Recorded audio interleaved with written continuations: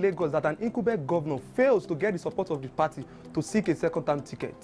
Now, what are the circumstances that led to this situation? This is Lagos 2019. I'm Aderele Ijelu. We'll be back shortly.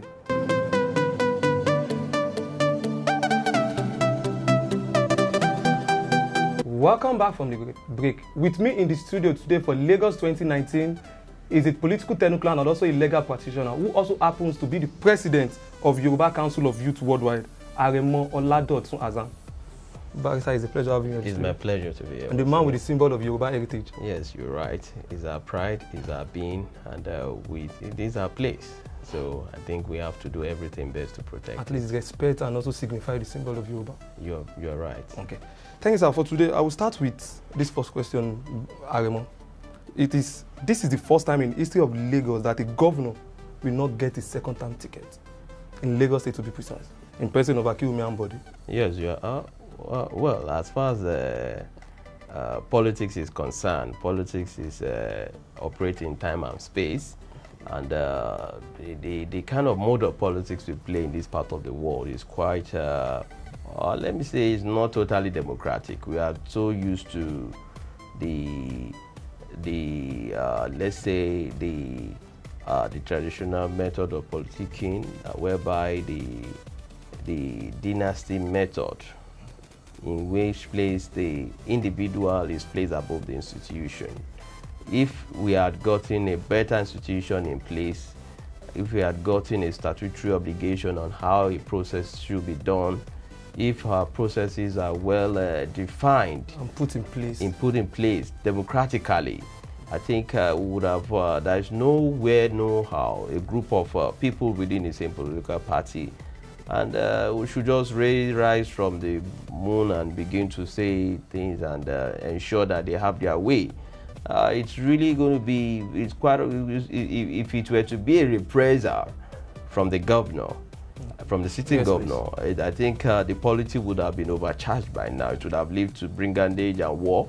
It could lead to breakdown of law and order. But what does it mean? It could. For Lagosian, for him not getting a second-term ticket? Well, it's quite unfortunate that the same, the governor came out from the same system that made his second term. So to Lagosian, is for the Lagosian to rise above board and begin to see themselves as a factor in determining their fate and their destiny.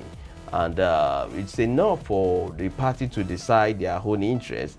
It's another climb for the Lagosians to begin to say what they really wanted in government. What kind of governor do they really want in Lagos? What kind of institution are they going to be promoting? Lagos is a 21st world nation that have grown in size and terms, in business and in ethos, and so we shouldn't be backward to the let's say 16th century, because for you to take us back and say somebody determined that, Mr. Governor, you are not going, and this thing was just done. It's us. If somebody determined, yes. Is it that there's someone that determines the fates of people in Lagos? Yes, there is. We cannot shy away from the fact that there is a factor. The Ashwajibola Ahmed Tinubu factor is there. We cannot shy away from that fact. So we have to say it the way it is, so that posterity will continue to judge us. And I believe strongly, I've always been an advocate of equitable justice, and for wherein we will not be able to also look at the governor's falling side by the wayside on the issue of land use charge, the issue of environment, the issue of social justice. I'm sure Lagosians have something to bite against the governor. Aside that, the political parties also have their own interests when it comes to the legis of government. So they have their own interests. So the governor is more or less within the blue sea, the red blue sea. So he finds himself defenseless because from his home ground, yes, he was just let alone in the manger. And it really spelled a whole lot of us to study, because we have to look at the whole thing as historically to see that trust is also key in governance. Who do you trust? How much do you lean on people? Sir, you made mention of the Asiwaju Ahmed factor. Yes. What role does it play in Lagos politics? Well, it's not the Lagos politics alone. Asiwaju is an enigma in African politics. Not even in Nigeria not just only. in Nigeria. If you look at his role in election in Ghana, if you look at his role in election of Barack Obama, if you look at his role of election in several other states of the country beyond the Southwest, Kogi and every other place, he has really expressed interest in all those. And even in the federal government, his individual role played a huge move in ousting the PDP government and bringing the APC government. So he's a technocrat par excellence when it comes to delivering point to point on politics. So I believe he's just a professor of politics, not political science now, but he has really been able to understudy the human relationship, the human thinking, the human factor. So, but we need to go away from the Nazi system. Sorry to cut you short, Oladotun Hassan. Let's take a moment, we'll be right back shortly. Okay, thank you.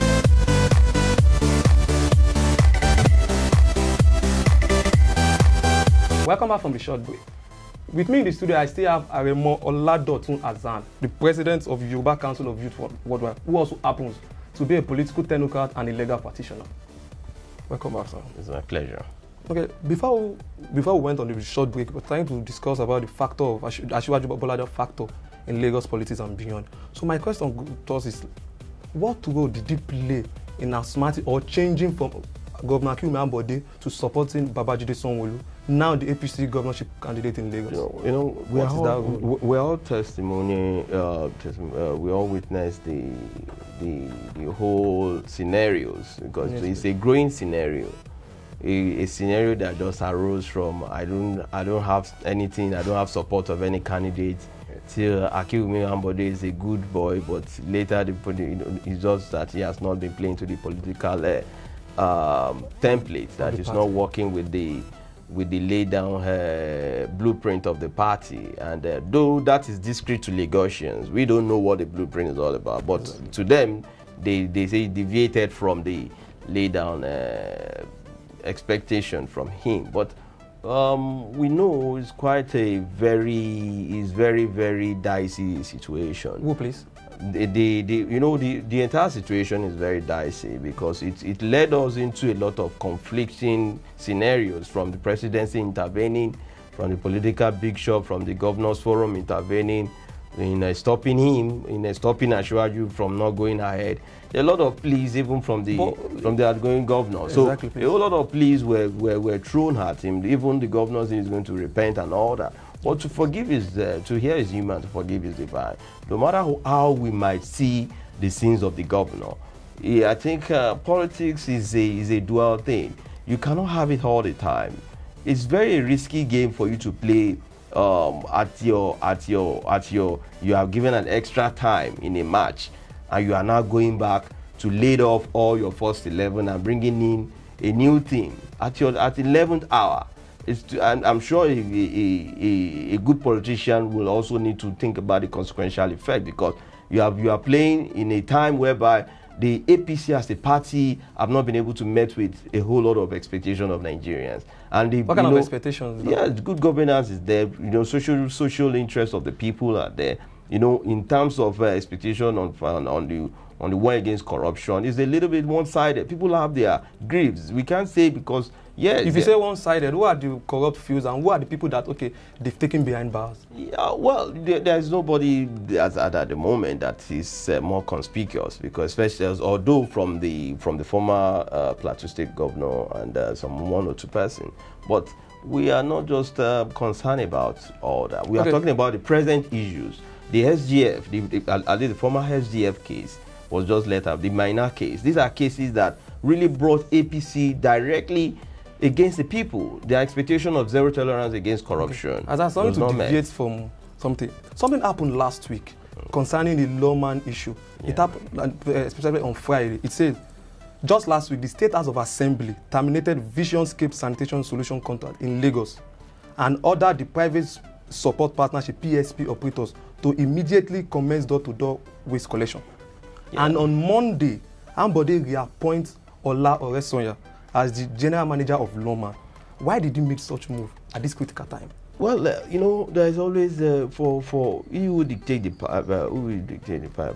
this tune. There is a new tune in the system, and I think it's part of the change process of ensuring that Ambode meets, is being kowtowed into the line of the laid down plans. I think, but to many, Ambode in his approach, who are the people? No, the party and some party leaders, the PSP operation and the visionscape is another brouhaha that we have to begin to see from a new perspective. Ambode never performed at all positively. Never performed. Yes. In what aspect? Because we've seen a lot of transformation in Lagos. No. Waste collection and management is not just, it's a traditional institution on its own. You cannot play cosmetic politics with waste management. Never perform. Wait, on waste management. On environmental issues of waste. But he performed in other sectors. Yeah, in other sector, infrastructure and all that. Yes, we've rated him in some end.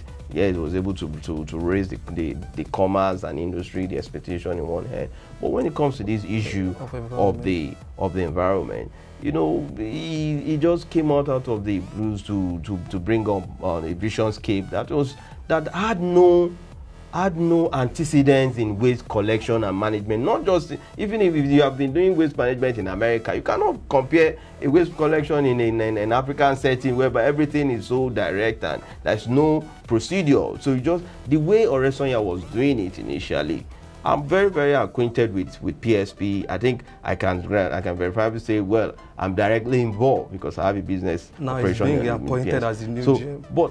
But one will not want to state the obvious of the fact that there was a matter that was even taken to the court. It was sort of resolved out of court that Adegurua represented the PSP operators against the visionscape. Visionscape virtually took over the roles and business of the PSP operators, which ought not to be, because they are all statutorily part of the system. The PSP operators needed to be given their objective role. It is more or less like a breach of contract in law.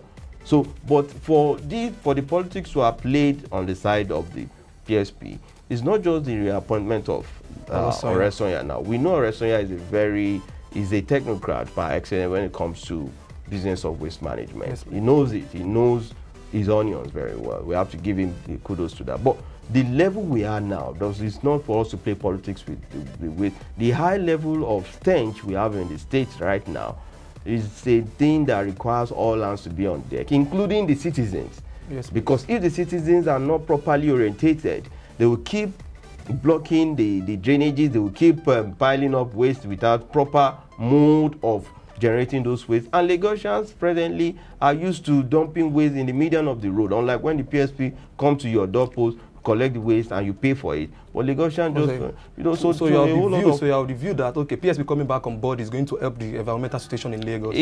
For what I would have advised the government to do is to look at and is to engage the visionscape as one of the PSP operators. Yes. Let them also have specific rules to play, because but in as much as we have to consider the antecedents of how it was done under Fashola, all these new compactors trucks, there was at that era they were being given to the PSP operators to use under some agreement and all that. The green compactors, for an advice, if they should not throw away the bad baby with the bad water. They can convert those trucks to the use of the PSP operator. So there can be a whole lot of areas that they can really walk around that, so that all those efforts can be geared towards some other. Maybe they just put the visionscape on the expressway, managing the expressway. Then the inner domestic and commercial waste management should be done by the PSP operators as being done. Thank you so much for your opinion on this issue. It's a pleasure having you on the show. It's a pleasure too. Aremo, Oladotun, Hassan. It's a pleasure to be here. That's all for Lagos 2019 today. Many thanks to you for watching. Do join us next on our next episode and subscribe to our YouTube channel, Ibile TV Lagos, and follow us on all social media, Ibile TV Lagos, IBILET TV Lagos. I'm Aderele Ijelu. Bye for now.